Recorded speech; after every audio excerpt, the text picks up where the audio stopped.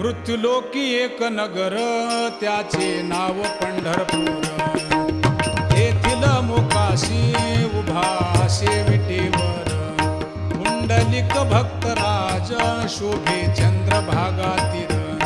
बोलती साधू संत जीवा वाटे हुरहुर.